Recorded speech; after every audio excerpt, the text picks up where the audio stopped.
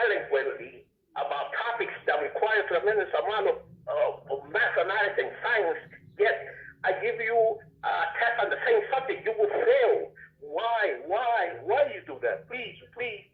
She used to tell me that. I said, I don't know. I just got to understand. I don't know. Well, I think that you understand the language. You understand the whole language. Some type of lingual that I understand. But then when you have a written test, and unfortunately, it gets people, a test, it levels, marks you as, passing or not passing. Meanwhile, you are the most intelligent person in the world. And I couldn't get it 65 on the Right.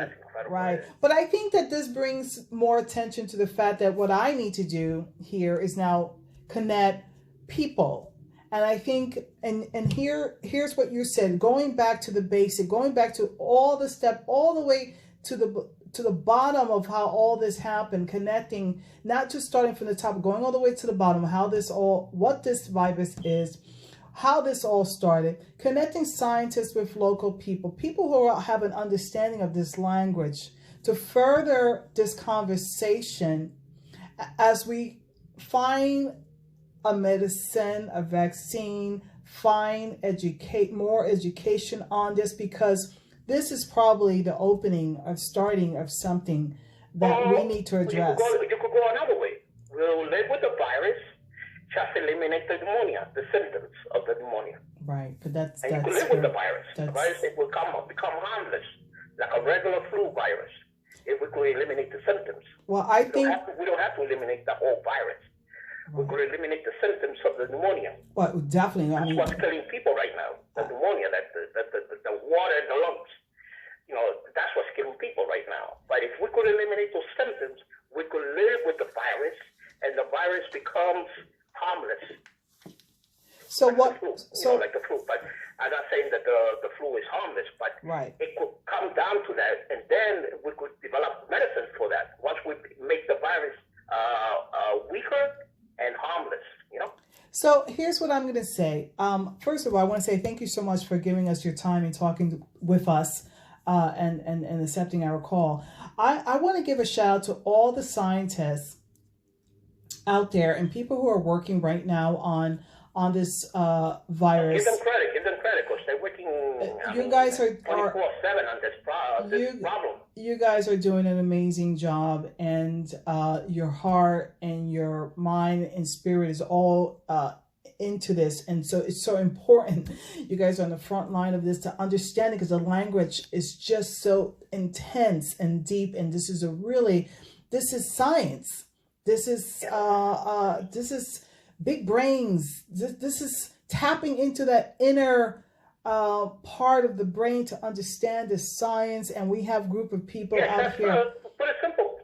Think outside the box. Yeah, it's going to be thinking outside the box. And so I'm calling on all scientists who want to connect with independent minds together, talking, because the scientists are in the front line, and also the independent thinkers are there, but they're not connecting. And I think if they can connect, like you, my caller here today, can you imagine? Can you just imagine the progress? Proper training, training in the scientific world. Absolutely, but I think also I would have been. Yeah, but like I said, I have the language. It's some type of language that I have. But you're a big. I cannot. Yeah, but I cannot pass a simple test on the subject. But test. I want to talk to you about this, and that. You would swear that this guy must be a brilliant mind. But we can overlook a big thinker, okay? Creative big thinker, a mind that is not being used because of a test grade. I mean, really. So what has to happen here, if you're a scientist in New York City, all around the world, reach out to us so we can connect you with these big thinkers that are thinking outside the box and coming up with connections that need to connect to the dots. You guys might have the dots, they have the connection, you have the connection, they have the dots. Let's fit it. Let's find a cure. Let's find a vaccine. Right. Let's get this going. One scientist might have part of the answer. I might have part part of the answer. The other scientists might not part of the answer. And when we connect, that's the answer. You know what I mean? Well, it's about thinking outside the box. And I want to say thank you again on my call.